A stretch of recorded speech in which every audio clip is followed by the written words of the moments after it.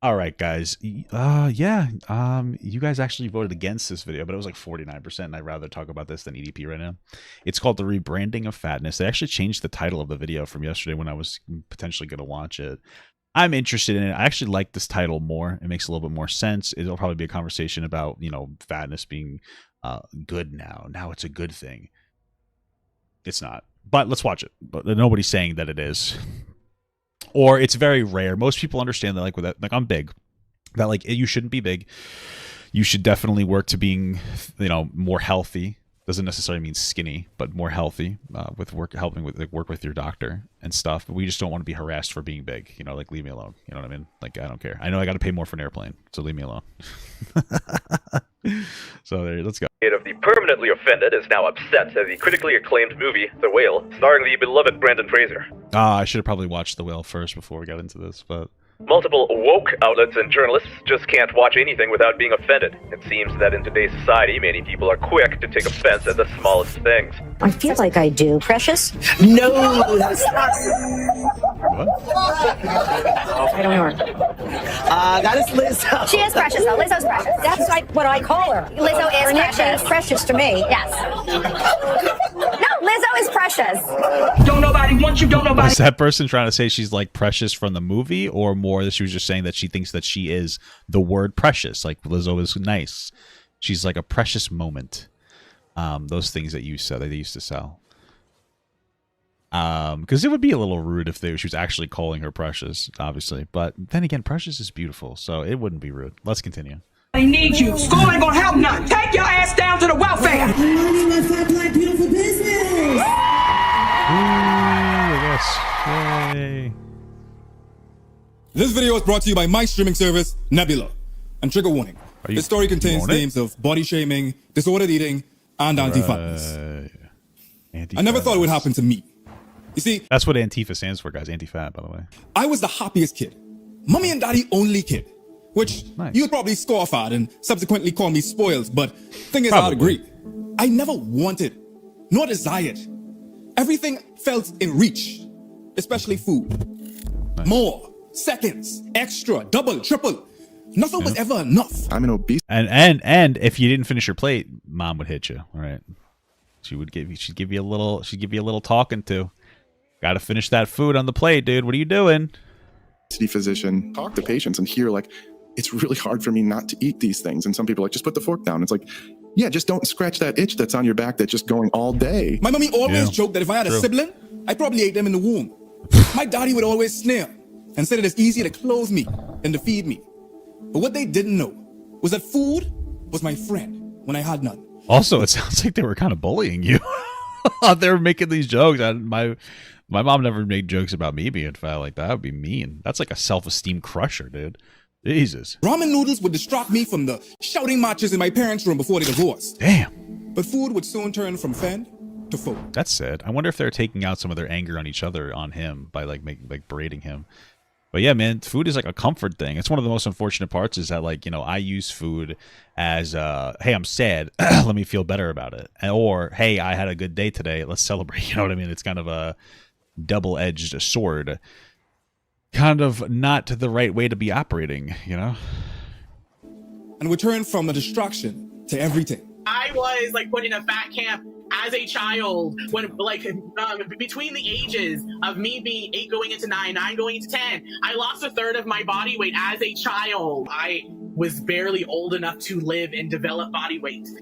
You see, I mean, fat camps tend to be toxic. It's not bad that you might lose a lot of weight if you're like really obese as a kid. But also you might lose too much. And then, it depends on how you do it. If you crash course at a fat camp and you lose like a ton of weight, I don't know how healthy that is, depending on how long you were at the fat camp. It's interesting. I never neglected nurture from neither of my parents. And this divorce was an opportunity for my new family. You see, I spent a lot more time with my Grammy and my Nana. They would be Switzerland. They'd be like a neutral place that I get dropped off to and picked up from. But they would also be the matrix for my fatness. Yeah. You see, while I was lime wiring shoo albums and I watched Kubrick movies unchecked, I also had free range of the fridge. Yeah. It wasn't long till mommy and daddy noticed that I was gaining a lot of weight. And even in less length, was the exhorts for me to be more healthy, with grim reminders of my mortality. The reminders that diabetes and heart disease didn't just run in my family. It sprinted, marathon. Damn, if only though, because then I wouldn't be so fat. But yeah. And expedited much of my family members to the finish line of life. But the greatest deterrent from my fatness was the acceptance of my peers. The pride of my parents. I felt their shame every time they dropped me off to school. I saw the simpers of my classmates when I began to burst at the seams of my clothes. I became obsessed with losing weight. I tried everything, from counting calories to working out obsessively.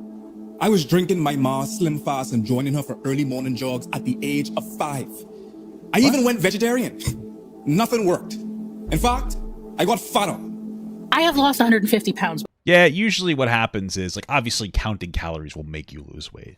The problem is that it tends to, the ineffective aspect of the counting calories is that it's hard to sustain. It's good to do, but, and especially mixing that in with the calorie trackers seem to like underplay how many calories you should have. So like MyFitnessPal seems to tell you should eat significantly less than your, like if you say, hey, I want to lose a pound a week, they'll put you at a calorie deficit that has you lose 2 or 3 pounds a week.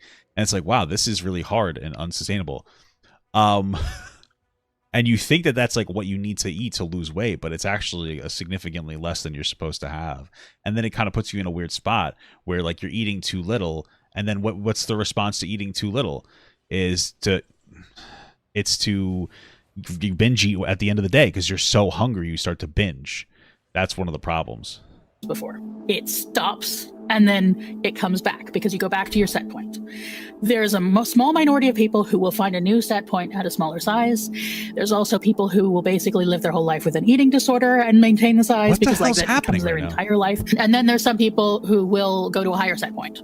I'm one of those people. If I hadn't dieted, I would be smaller and I would be in much better health. The things that they try to do to get you to lose weight actively cause you to gain weight. I'd like to the shame doesn't make you lose weight, it makes you gain it. Then I discovered fighting, martial arts in fact. And that was a place that I could redeem myself, as my weight was a weapon now. My thick thighs and hammock arms were no longer liabilities. They were skill buffs that made me dangerous to my opponents. Judo, karate, boxing, and my favorite, of course, Brazilian Jiu-Jitsu. Not only did I perform to the acclaim of my peers, but my body took shape.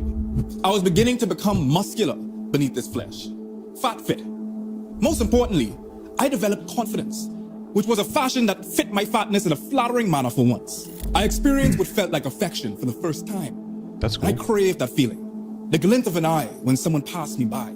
The upward inflection of a voice when people encountered me. I wanted more of it. And to me, that meant that I needed to lose more weight. Because I never saw the fat guy getting all the gals. It was always Drake Bell or Johnny Bravo. Never called Drake Bell. Excellent example. But, you know. And I'm going to start crying about it because it sucks. Because all you're doing is looking for love. You know, you're looking for a connection to a human being.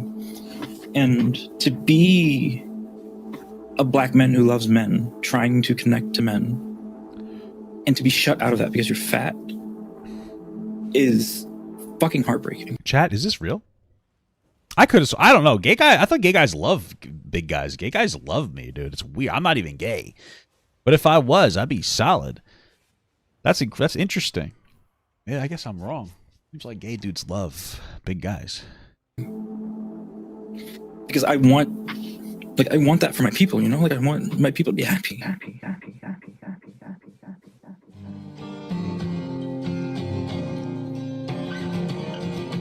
Then I discovered intermittent fasting. It seemed like the perfect solution because I could still eat what I wanted to, but just restrict my eating to a certain time window. I started skipping breakfast and only eating between 1 and 6. Yeah, that is intermittent fasting. Eat between like a small frame. You could still eat too much. I get the. Oh, it's like I invaded already. I get the fundamentals of intermittent fasting. I guess it kind of makes sense in the perspective where, like, if you could just eat till you're full and then, you know, your body auto regulates, I guess, at that point, because you can only eat so much. But I just feel like, you know, I don't know. You still would want to count your calories in between the intermittent fasting, no? And at first, I felt great. I was losing weight. Really? And I finally felt like I was in control of my body. But as time went on, my relationship with food became more and more complicated. I'd obsess over my fasting schedule, and I'd feel guilty if I ate anything outside of my designated eating window. I'd skip social events if they conflicted with my fasting schedule, and I'd avoid eating with friends and family. It wasn't until I started working on the video you're watching right now that I began to realize the harm I may be causing myself. As a bisexual, I found out that I was attracted to men by being attracted to bigger men. But at the same time, I look at myself and was like, I could go without this, personally. You liked parts of other men that you didn't like about yourself. Yes. I have let the American Eurocentric beauty standards affect my perception of myself for so long. Listen, I'm just going to say, I don't know if the American beauty standards have anything to do with the fatness aspect. I understand like the skin tone and stuff like that for having like Western focused beauty standards, but I feel like while maybe some different groups of people might be thicker, there's like us being like a fat or I'm obese. I don't think that like people who don't like fat people, I don't think that it comes from like Eurocentric beauty standards for like that being so overweight. So for the longest time, I didn't realize that I was skinny until somebody who was 3 times bigger than me informed me verbally, physically, face to face, that I'm skinny. I feel like this guy looks nice. I'm a big guy, but compared to me, he's skinny. But the only person saying that he's skinny would be somebody that's like as big as I am. So like, I just don't think it has anything to do with Western beauty standard. Okay, that's cool. Good for him. I interviewed several fat folks about their experience. I felt personally called out in every interview. I realized that what I had been doing all these years was not just a diet or a lifestyle choice. Oh, there he is. It may be an eating disorder. Mad people in Army got eating disorders and don't even know that they got eating disorders. But you restrict caloric intake to lose weight. Like if you restrict too much, then your metabolism slows down because your body goes, oh shit, I'm not getting food. I need to survive, so then it stores fat. Essentially what it is that it's being a poor person who has no access to food because you eat like a very small amount of food and then you go without food for a long time, between like 3 and 6 hours. And then there's like a little like refeeding period. And basically what it does is it trains your stomach to get smaller and smaller and smaller because there's nothing in it. When my stomach got smaller because I didn't eat for a full day, I was sick. We're so used to eating disorders looking a particular way that I never suspected it to look like this, to be something as seemingly benign as fasting. But my struggle with fatness is a microcosm of something far greater, far more insidious, and that is a rhyming of fat and black. I say rhyme, not only because, well, it's true, but because there's a unique and notable history surrounding the intersection of fatness and blackness as experiences. Not only is anti-fatness part of like anti-blackness, but anti-fatness is anti-blackness, which is to say that if you are anti-black, you're also anti-fat, and if you are anti-fat, you are also anti-black. No. Put down the pitchfork. I would be remiss to be reticent towards the universal and pernicious nature of anti-blackness that permeates every crevice of our existence. But while fatness is not the same as blackness, while fatness is not... I understand the general argument is that like black people tend to hold more fat on their body or something, or black women tend to, or something of that nature. I understand that. But I don't think, like, based on how overweight we are as a society now, I don't think that it's fair to like make that broad claim that anti-fatness is always anti-blackness. I don't think that that's true. We are beyond like hey, you have like a little bit more body fat on you in our society. So anonymous with blackness, it does rhyme for a reason. With that disclaimer out the way, I want to investigate the dissonance that despite being black and despite having black people like Jesse Owens being touted for their innate athletic abilities by white supremacist scholars transforming into what we now see as Rogan marveling blackness today. He's one of the most impressive physical specimens I've ever been in front of. He doesn't look like a real person. Jacked. Yoel Romero's jacked. How that very observation can come out the razor-thin lips of white supremacists and then be followed by remarks of black people being fat and lazy as well as obtuse. Ergo, the reason for our dependency on the state, as well as the supplication to the oppression of colonialism. I want to plumb the depth. I can't believe you guys have me watch this video, bro. I'm gonna get in trouble watching this video, dude. Of the erroneous race science that allows for white revisionist historians to depict blackness as fat and indolent, despite blackness being the buttress that built the United States on our backs. I want to inquest into how fat went black and never came back. Just drink Coke, the road you won't be so. That kid does look very black. At Coke, we say we're woke. What is this? We sell drinks that have smoke. China is our labor supplier. It drives our stock price even higher. By the way, before when I said this guy's a pussy, I was talking about in the game, just so you know. Because the guy was being a pussy. He was like fucking kiting me around and stuff. He wasn't gonna win because he's a stinky little bitch. I'm the fucking best, you know? He said razor thin lips. Kind of true, though. I have nice lips, though. I have pretty juicy lips.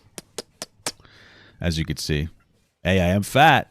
So this guy says that I'm black, too. So that's pretty cool. That's pretty cool, guys. I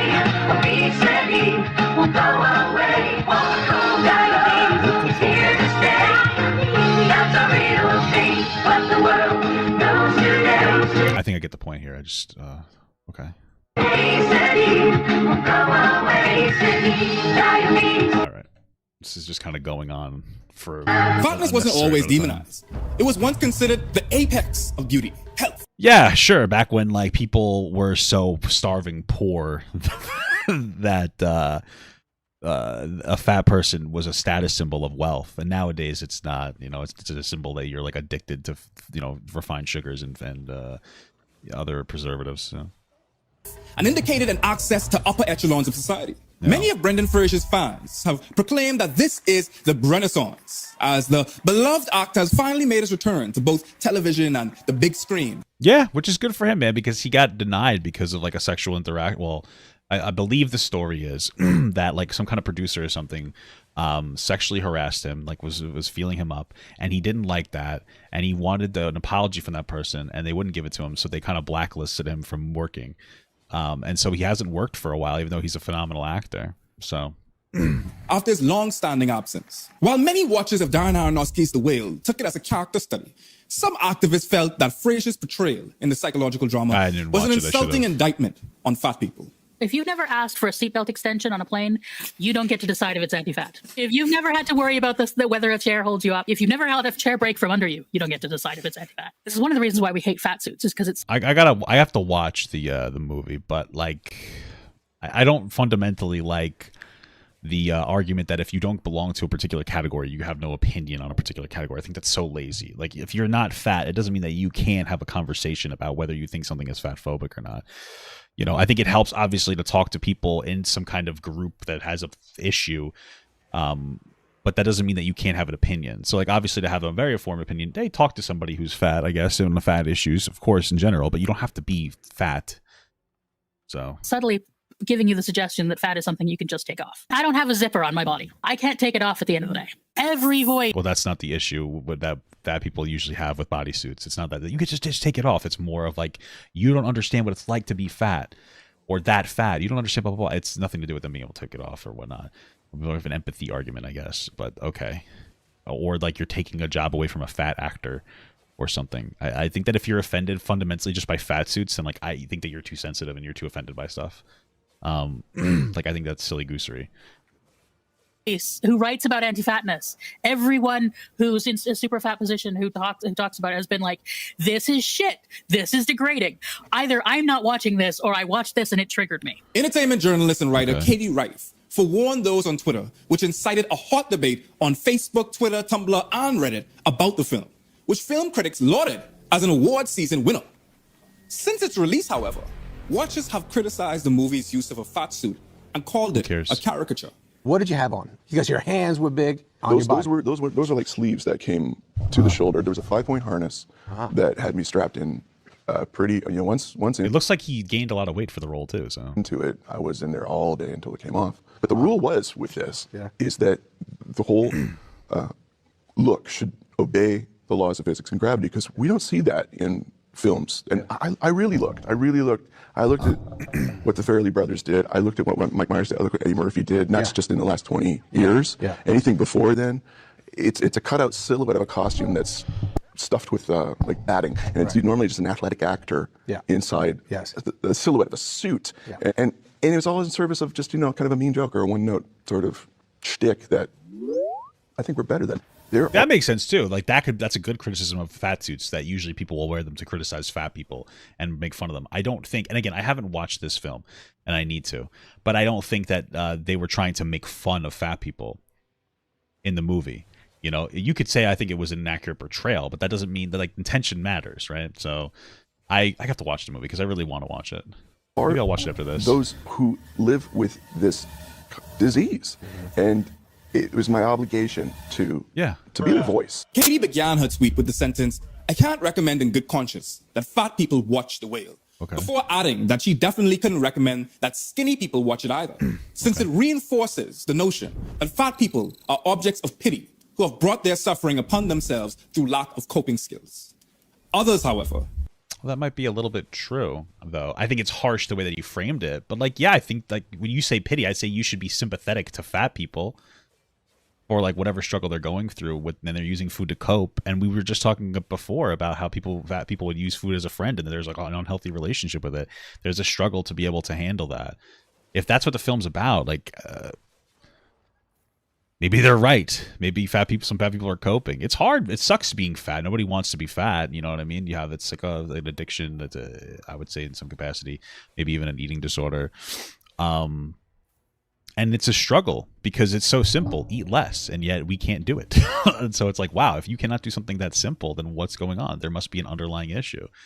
And there is, obviously. And I think that, like, the general societal perspective is fat people are bad.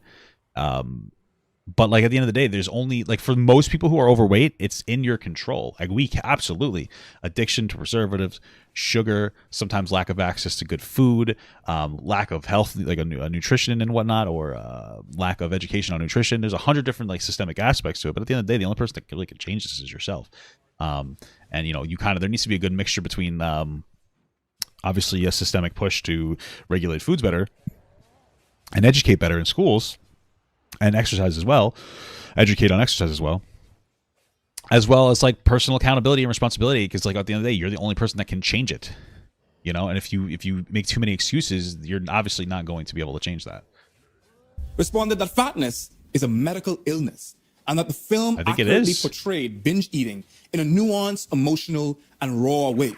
Media played a big role. Fat jokes on cartoons, on sitcoms and movies. People with obesity on these movies and shows, they were always the butt of the joke. I'm an obesity physician. We need to actually have specialists as opposed to going to a general practitioner, family doctor, internist. Because what they'll say is you just got to eat less, move more. That part is true. Like, when it comes to doctors, they can be really, like, wrong about, like, you being big. Obviously, if you go to a doctor, they should recommend that you lose weight if you're, like, overweight, especially if you have, like, an underlying issue.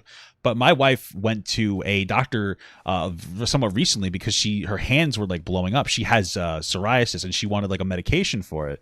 And they're like, "Oh, you're just fat. You don't have psoriasis." Like, she had diagnosed psoriasis since she was a kid. But now the doctor is so lazy. Like, you're just too fat. You're just fat.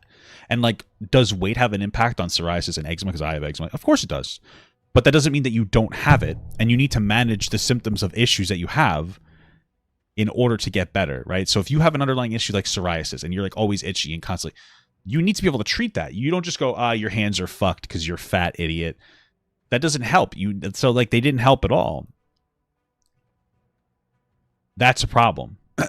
Obviously, doctors are shit when it comes to fat people. They have no idea what they're talking about 99% of the time. Additionally, like, lecturing you. Like, I understand it's responsible for a doctor to be like, "Hey, you're overweight.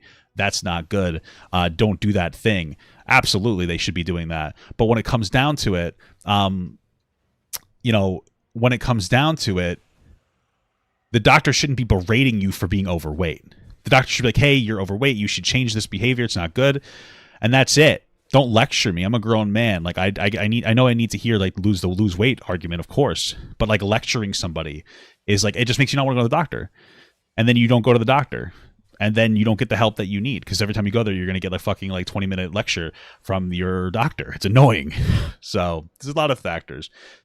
Like, fatness, being overweight has an impact on your health and on other things in your body, but there's the right way to deal with it. At the end of the day, I am a fat person, but I'm also a 33-year-old grown man that makes his own money and, like, has his own insurance. I don't need a 10-minute lecture where you're like, "Oh, you didn't lose weight that I told you to." Like, shut the fuck up. I know I need to lose weight. Tell me that. But it's just an experience that makes you not want to go to the doctor. And don't attribute everything to me being fat. like hot fucking take, you know, which is something I think women experience worse than men. It seems like to me, but. Go on a diet, go exercise. They won't even look at the patient. They're like, your BMI is what? Let's just say high, whatever it is. And they'll say, you need to lose weight. And they didn't even talk to the patient. And I hear this all the time. It's possible that the patient had already made a lot of effort to lose weight and they've already lost, it could be 100 pounds. And they might not even notice because the doctor just looks at the calculation without actually. Maybe, or it's slingshots. Like, well, you'll lose a bunch of weight because of crash dieting and then you just can't sustain it. So you end up slingshotting back and gaining a bunch of weight too. That's another thing that people deal with because it's difficult to do it like in a long-term sustainable way. So talking to the patient. As in all debates on social media, this one devolved from a conversation about their Aronofsky's performance of fat bodies into plain old anti-fatness. But things weren't always like this. Recognition of fatness as a medical illness only antecedes to this century. And the idea of good and bad weight was about the mores and aesthetic standards of the time. Once like slavery became a thing, they learned that like it was no longer in vogue to like be fat or hefty because it would no longer be associated with wealth. And what it was that they noticed, hey, I'm in power. I don't want enslaved people to look like me. So I'm going to demonize fatness. And then that led to fat pathology. And then like they basically started to scientifically associate fatness with sickness. Is what it is, and anyone within proximity of that. Well, being overweight is you are probably sick if you're. See, like this is interesting. This might be true. It's interesting because like I wouldn't have assumed, and I could just be completely wrong, and I probably am, but I wouldn't have assumed that like overweight or that slaves would be overweight, like black slaves, because usually it's like the poor people that will get from another country or whatnot. I wouldn't imagine them being like that much bigger unless in those like those cartoons, maybe that was like propaganda-esque where they over accentuated how big somebody was to like criticize them, whereas they might have still been considered thicker. I absolutely believe though that like the beauty standards changed once we saw that maybe fat black people held weight differently. But like now we're at the point nowadays where we have such an epidemic of being obese and fat to a point where it is increasing our, like the number one killer in the world is, or at least in the United States, is like heart disease caused by obesity, right? So it's not, we're kind of at that point now. So this is interesting to learn about, but I don't think that you can apply it to modern day, right? I.e. like the working class. If you were fat or anything like that, you were considered to basically be like slave coded. During that time, it started to be aspirational to be as thin as possible. All it is, it's just like white people just trying to find ways to like justify them being in power. The human body has always been the subject of stigmatization, but not in the way we think. Fatness is seen dependent upon gender. Think about how society treats fat women versus fat men. That's a true. fat woman is undesirable, but a fat man is Rick Ross. Prehistoric. No, that's not true. That's not true. You were close. Fat women are generally criticized because women have a bigger issue with being valued based on the way that they look fundamentally, regardless of whether it's weight or not. Fat men still face issues, but not to the same degree because men tend to be more valued or have a higher value placed on like their worth to society as far as their accomplishments in making money. So, like, yeah, there are fat bosses like Rick Ross, of course. That exists. But that's not the general stereotype for overweight men. Isn't like, oh, we're so hot and good and sexy. That's generally not the attitude towards overweight men. They just don't get as much flack. Figures of women and fertility goddesses like Venus were more curvaceous and larger. Yeah. From ancient Rome to the Baroque period, the most beautiful women were portrayed as being voluptuous. Sure. Artists like Leonardo da Vinci, Rubens, Charles Mania, and probably even Zulus illustrated women in generous form. For men, however, things were a bit different. Hippocrates took painstaking caution to separate the large size of a male athlete from that of a fat man, who was weighed down by fat rather than by his own strength. Fatness itself was highlighted in male figures too, such as the Greek deity of wealth, Pluto, and most notably in Renoir's depiction of industrial barons. Plump bodies were associated with health, good social standing, and subsequently riches. Yeah, that makes sense. That doesn't mean that you're healthy because you're fat. Also, their comparison of like being of weight was compared to like most people being a lot skinnier because of the lack of resources. And so of course being fat, because like fatness is comparative, like, comparable, which that other guy before, he was a little bit overweight, but somebody's like, oh, you're skinny. It was probably somebody that was my size saying that, because compared to me, he's skinny. Right back then, there was a lot more resource hounding, so less people had access to as much food, and so like the normal would have probably been much skinnier. So then if you were like in an actual healthy body range or a little bit overweight, which isn't necessarily unhealthy being a little bit overweight, you're considered healthy and you're probably doing better. Nowadays, though, things are very different. So this historical observation is obviously very interesting, but it can't necessarily be applied to today. During a time when food scarcity was common and famines were an expedited facet of life. But how do we get here? Well, beauty eventually represented slimness in the 20th century, where images of both men and women alike were depicted as trim and slender throughout the media.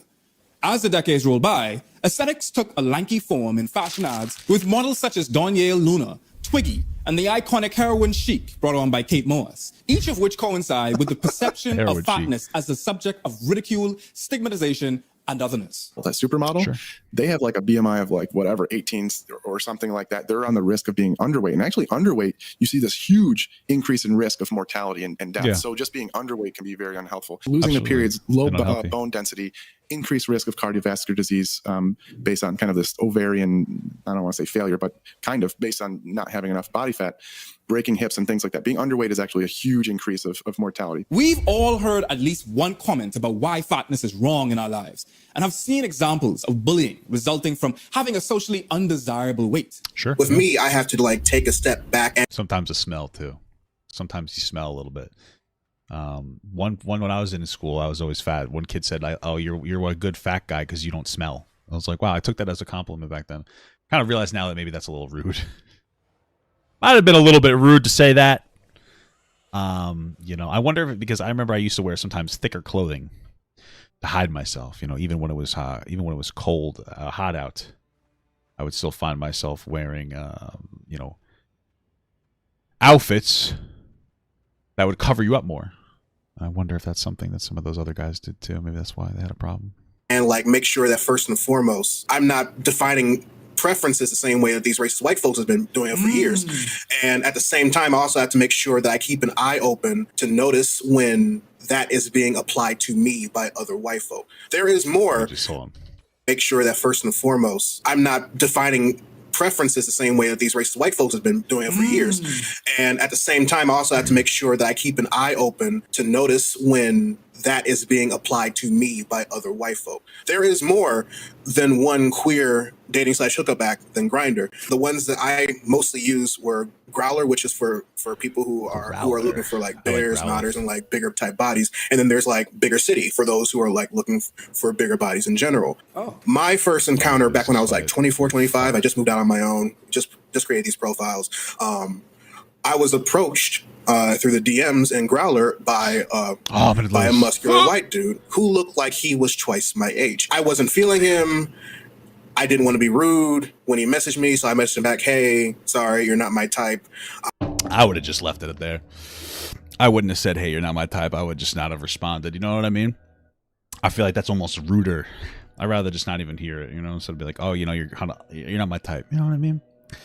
That's just how I feel. I'm into bigger guys, and he messaged me back. But that's still respectful. Response. And the way that he messaged me back was like, "How bigger?" As if I offended him. Fatphobia within the bear community as well. There are some bigger individuals who just don't necessarily fit the bear definition or the otter definition or the ones with bigger bodies, and they are looked down upon as well. Fatphobia in a way that allows you to be it without saying that you are. It's like if you're part of the community, you can't be, because you are part of a community that naturally praises these body types and everything like that. But you're still very selective of who's allowed in the clubhouse. Along with the 20th century came the medical implications of weight and its association with criminality and misbehavior. As seen in Canadian doctor William Osler's Seize Sleep and Obesity, a statistical inquiry, where he opined that obesity was the sole result of overeating and indulgence. And that's just the early 1900s. It's only been recently that obesity was dubbed a form of disease with its unique pathophysiology. There are a lot of big, jacked bodybuilders who will be the ones that will say how obesity isn't healthy. And I'm like, my buddy, my buddy, you're not healthy. That's true. That's a good point. I mean, it's interesting because I saw some stuff about like people who do sports. And what's interesting is that apparently there's a pretty big risk for heart attack if you do professional sports because you're putting so much stress on your heart. That doesn't take anything away from, you know, fat people. It's, of course, it's unhealthy to be as fat as me. But, you know, like people in like that do like bodybuilding and stuff, they're not, and especially if they're on steroids, a lot, like, you know, they're on that fucking, like, look at Rich Piana. They're on like a lot of tests and a lot of like Anavar and all this other shit, you know, fucking HGH. It's not really necessarily healthy. The argument usually to that, when people do finally acknowledge that it's like unhealthy, they're like, yeah, I know it's unhealthy, but at least they're doing something like with their body. They're like, oh, but yeah, but they're really good bodybuilders, so it's like worth the health risk. So I guess I get that. But overall, if the goal is health, you should be like, well, why are you sacrificing your body for that? It's interesting. You know what I mean? And if your argument is that like, well, they're achieving something really cool by being bodybuilders, so it's okay to sacrifice their health, then why can't I be an OnlyFans model and be praised for it? Right? Am I right, guys? Dude, you got sleep apnea because you're huge. Expectation, Yeah, you're going to have all these women. And the reality is a bunch of men in my DMs. Gout, the oldest noted type of arthritis, has had a very vivid history with depictions and writings dating from the 5th century. Once called the King's Disease, due to its affiliation with alcohol and access to copious amounts of food. Yeah. Gout is now understood, however, to result from uric acid metabolism rather than class. Okay. All of these things tie into why fatness is such a sensitive and Well, yeah, of course. But they're probably eating like shit. That's why they would get something like that. Yeah, nuanced topic. Unlike heart disease or diabetes, fatness is something that can be witnessed, which is why people find it so easy to use someone's size for ridicule. That's true. That's absolutely true. Like you can just tell. Like if you look at somebody overweight, there's probably a higher chance that they have like they're unhealthy than somebody who's not. But that's one of the reasons why people like will bully fat people. It's like, oh, look at you. You know, look at you, blah, and they'll throw up. You know, but I don't think it should be a reason to ridicule somebody. That's the whole thing that I would change. Like, it's still unhealthy, but like, I don't need to hear it. You know what I mean? I don't need to hear it, bro. Even though the literature may dictate that certain diseases like gout are due to one's body rather than their weight, medical professionals still have isn't gout due to like diet? No. Perceived notions about fatness that results in mixed diagnosis, harm, and indifference that prevent healing. So there's nothing more we can do if you don't change your eating. I have been working hard towards it. But if you work hard, it'll show on the scale. But you put on almost 50 pounds since young, right? Being overweight increases the risk of gout. It's just too much of like a specific food, right? So then usually if you're overweight, you're eating just too much food in general. And you claim that you're not eating very much? Really? I've been through this since I was 15 years old. If you have been through that and you know what's She probably is eating too much, yeah, for sure. wrong with you, then you don't need our help. I do need help. Okay, do you think I'm stupid? I don't understand that. But also the way that he talks to his patients, like I know a lot of people are like, oh, that's base. It's not the right way to talk to your patients. The guy left my dungeon. What the fuck? Okay. Sorry. That's not the way that you talk to your patients, though. That's like obviously very rude. You shouldn't be talking to them like that because that's not going to help them get better, right? You want to talk to frankly, I think a mental health counselor is really the person to talk to for if you're overweight because you're probably doing something poor with food more than anything else. So he's not wrong. She's eating too much. She's probably sneaking food, not even realizing it. But also one of those reasons might be because the control diets they put them on are so low that they're like almost impossible to adhere to.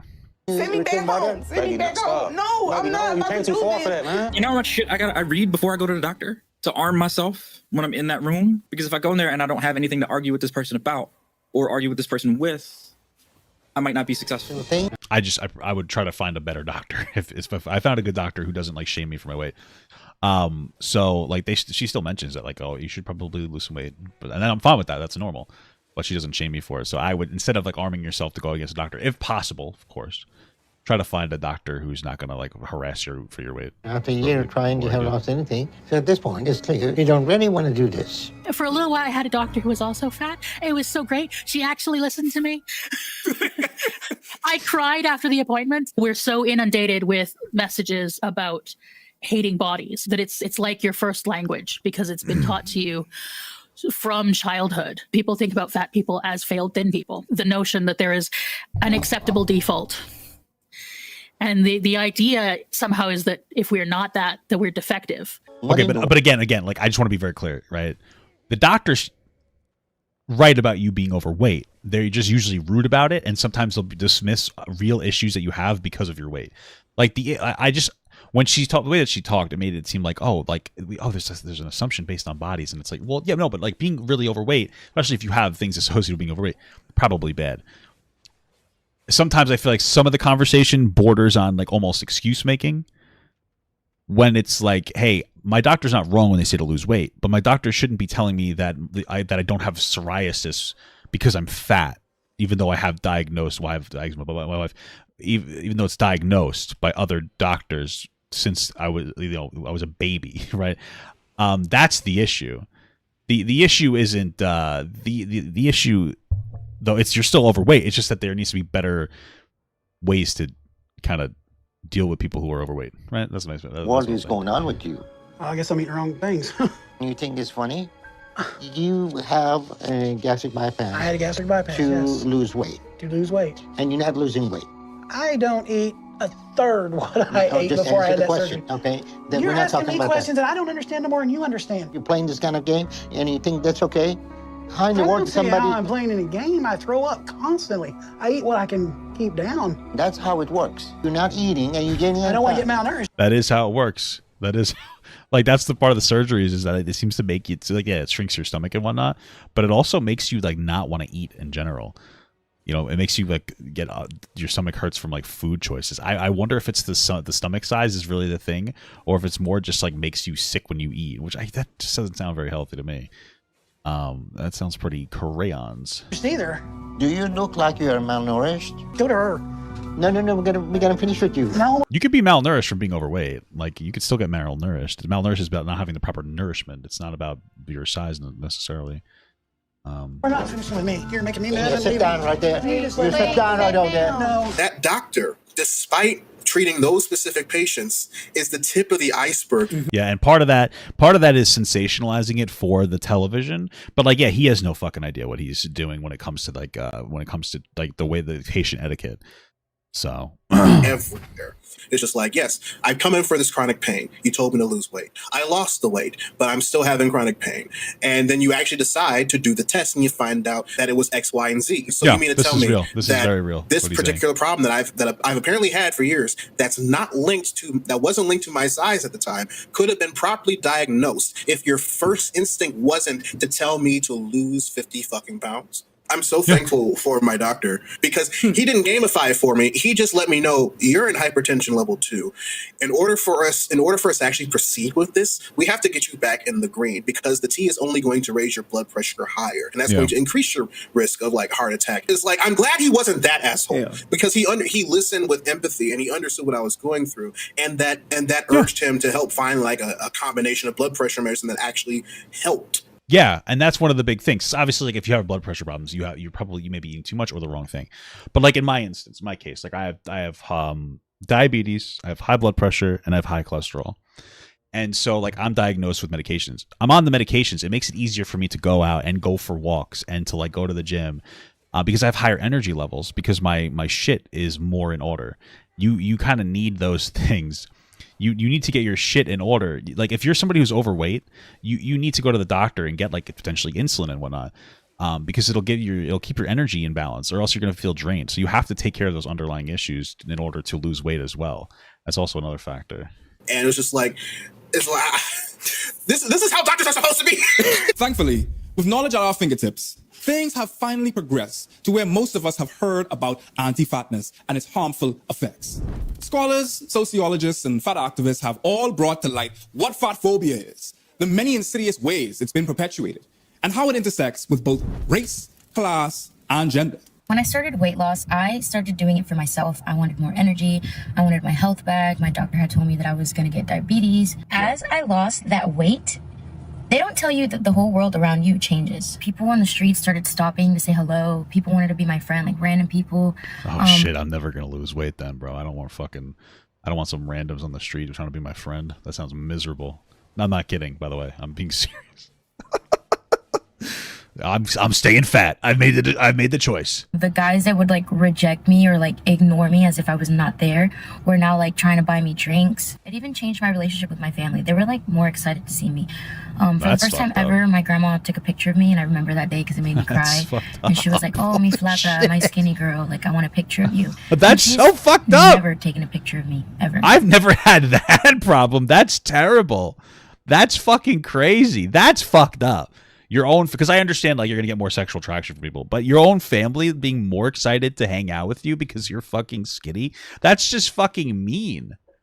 Oh my god, yeah, just wear a fat suit, then you won't have to deal with the issue. Get skinny and wear a fat suit, guys. That's so fucked. I would come over to my family's house and they were like, "What do you want to eat? Like, what can I make you? Like, your favorite?" And it's so crazy because when I was way bigger, it was like, "Hey, like, stop eating or make yourself something to eat," or I felt like I didn't matter. I was getting. It's not wrong for your family to necessarily say something, like fundamentally speaking, but like it seems a little much. Better job opportunities, and I don't know. It's like everything around me was. Yo, what's up, pussy? Messed me up because I no longer was doing it for myself. Like I was scared that if I gained the weight back, that everyone would hate me again. After that, after being treated different, like you feel like, oh damn, I was hated. But with that, I tell you, I developed an eating disorder. I was scared to gain that weight back. I was trying to eat as little as possible and work out as hard as possible. It really messed me up because as soon as I started eating like regular, like trying to like introduce regular foods back into my like lifestyle, I gained it all back. I gained every single pound back. In order to Interesting. I wonder what kind of diet she was on that it was like that unsustainable. Because it sounds like she was losing some weight and then she just like wasn't able to sustain it. That's interesting. Grasp how fatphobia has emerged, one has to acknowledge the intersection that fatness and blackness occupy in the demonization of black bodies. Thinness has been deeply rooted in anti-blackness, a concept so eloquently addressed in the award-winning study, Fearing the Black Body, the racial origins of fatphobia. Hey, I'm not afraid of it. Come smother me. I'm just kidding. I'm married. All right, don't send me pictures, guys. It's very inappropriate. Don't send me anything like that in my DMs ever. It's really inappropriate. Don't. I'm just fucking By around. sociologist Sabrina Strings, who chronicles that the obsession with bigger figures and how fatness has been used as a tool during the Renaissance, the transatlantic slave trade, the civil rights era, and even provides a modern critique on whiteness views on bigger bodies. She poignantly notes that institutionalized fatphobia in the medical industry and the deep-seated idea of curbing fatness for public health relies on the same ideologies that race scientists use to associate it with idiocy and weak constitution. Her book guides readers from the inception of race to colonialism, medical fascination with fatness, and to the modern era with a comparison of the media's wielding of fatphobia and anti-blackness. The racial hierarchy, she argues, uses fatness as a means of othering black people and its association with black women in particular. This is not like racism, it is racism. Anti-fatness is rooted in anti-blackness. And I remember watching that video. the reason why people are pursuing thinness is because they're pursuing proximity to whiteness. This is such a dumb point, though. You can't do this. This is where you lose me. I think it's interesting the way that that racism is connected to being overweight. I get that. I think that's very interesting, and it could explain why people are much more volatile and so fat phobic, because there might be some kind of a root in racism. I think that's great. I think it's an interesting conversation. But when you talk about people just wanting to get skinny because they don't want to be black, or they want to have a higher proximity to whiteness, you're losing me, because we're at a point where we're so overweight that people are dying primarily because of fatness. Like they're dying of like high blood pressure and diabetes and like heart disease, and like that's like, that's not racism. So saying you shouldn't be fat is a good thing, and having more resources to help people not be fat is a good thing. But to say that if you're trying to lose weight that it's somehow trying to be in proximity of whiteness, you are hurting your own conversation, because it's a little more nuanced than like yes or no. Just don't shame people for their existence of being fat. Yeah. The reason why people hate fat people is because people hate black people, and appearing curvy or bigger is associated with blackness, especially black women, and that's why they're discriminated in the workplace, overly sexualized, and this has gone back for centuries and centuries. All systems of oppression, capitalism. How does that work, though? How does it work that, like, oh, we don't like fatness, we think it's disgusting, but then we over-sexualize fat black women? I'm just genuinely curious. What does that how does that work? Because that doesn't make sense to me. I don't think that, like... How do you? Those are two different competing things, no? Like over sexualization of like fat people, but then at the same time, they're not seen as attractive. I'm struggling with the. Sorry, I'm just having a little bit of burping. I'm struggling with putting those two things together. Sexism, racism, it all comes back to white supremacy, which is the foundation of the fabric of America and rules every sector and aspect of our society. Prior to the transatlantic slave trade, white women prized plumpness above all. I've never seen somebody like you look at that video on TikTok and go like, yes, this you're speaking facts, sis. Like I've never seen somebody feel that way. That's fucking wild. All else, as the African presence grew in Europe, they immediately clenched a tight fist, like Arthur, around what it meant to be aesthetically pleasing. Artists emphasized African subjugation by portraying black women as frail, sickly, and incredibly thin. Slavery and the New World meant new fashion, exotic fruits, and delectable sweets in the form of white gold, sugar. Its introduction into the diets of European women began to make their masculine counterparts incredibly anxious about fatness and desirability. Strings then specifies that the Enlightenment is the first time that fat is out and thin is in, with male members of the intelligentsia, William Shakespeare, Rousseau, Descartes, pinning that excessive consumption equaled a lack of intelligence and morality. German princess Elizabeth Charlotte most notably described herself as having a monstrously wide waist and being square as a cube. Race then comes in around the same time. You see, remember those race scientists I mentioned? We know them as being absolutely idiotic, pseudo-intellectual dunderheads. But in the late 17th century, they were brilliant. White men... Well, yeah, but that's like... Yeah, sure. Okay. Yeah, like Georges-Louis Lecoq and Julien Joseph Virey tied the sin of gluttony to the African body whose idleness from the tropics they believed made them inferior, which is pretty ironic, given that portraits of Virey show him to be a person of size himself. I digress. Person of size? Holy shit. I never thought about that one. Person of size, person of color, person of white. Huh? What do you think? Person of size. Notably described apes. Is that going to be the new thing? Person of size? Jesus. Is that going to be like a new fucking thing? Like 5 years? And we're all joking about it now, but is that going to be a new thing? As being the root of the human genus. In his proposition on human evolution, he notes that the African was merely the second step in obtaining true intelligence and humanity. It makes me sick even saying it. From the orangutan to the Hottentot Bushman, to the most intelligent Negroes, and finally to the white man, he writes, one passes indeed by almost imperceptible nuances. Thin physiques then immediately moved from the sickly to the reason for the white man's inherent dominance of the earth, supported by writings by faux anthropologists and biologists who built the racial totem pole with themselves as the apex. As a result, African women of the time, with their curvy bodies and fetishized looks, are deemed grotesque and animalistic. They weren't the only ones. People of color in other regions were also given similar treatment. In her memoir, Lady Wortley Montague condemned the fleshy and sensuous figures of Turkish women to endorse their supple beauty of white European women. Books and magazines such as Harper's Bazaar and Goody's Ladies' Book in the 19th century, then, in plain English, begin to reaffirm to American women that fatness equals criminality, deformity, and African savagery. So where are we now? Well, let's turn on the TV and take a look. The Biggest Loser. I knew he was going to bring it up. Biggest Loser is so bad for so many reasons. It just perpetuates like a bad idea about dieting. And that really hits people where they're like, yeah, you want to lose weight? You need to eat like 500 calories. It's unhealthy. I don't think you should be eating anything under 1,200 calories to be healthy. Even that's pretty low.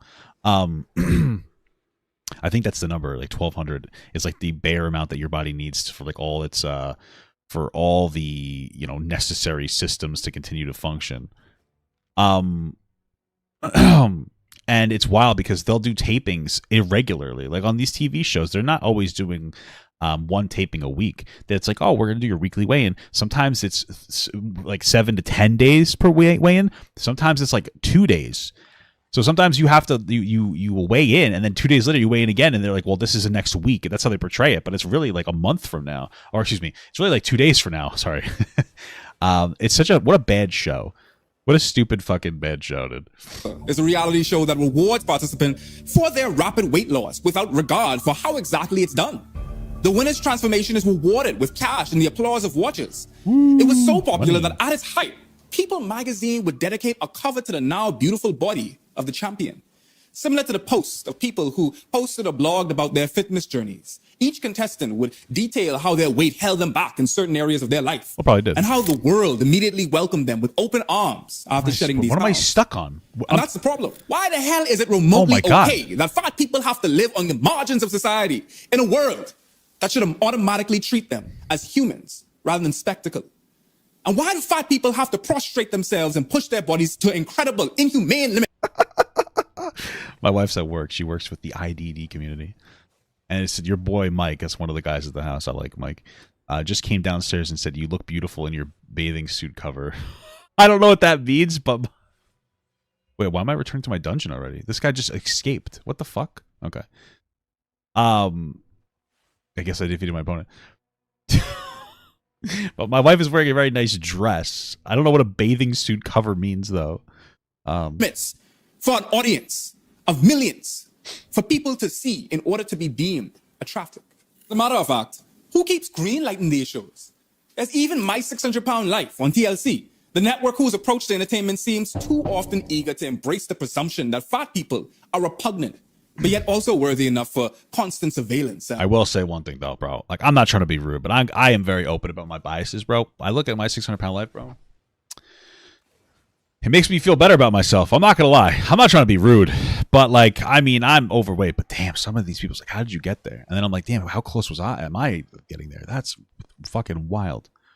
I know that that's rude, and I don't mean to, but we all have our prejudices and whatnot. But it's fucking crazy. It's fucking crazy. You have a very pretty dress on, entertainment. It's not adding up. It seems to me that these kinds of media not only serve to demonize fat people for simply just existing, but to also tell viewers, you better not eat that next piece of cake. You better not indulge, or this will be you on television next.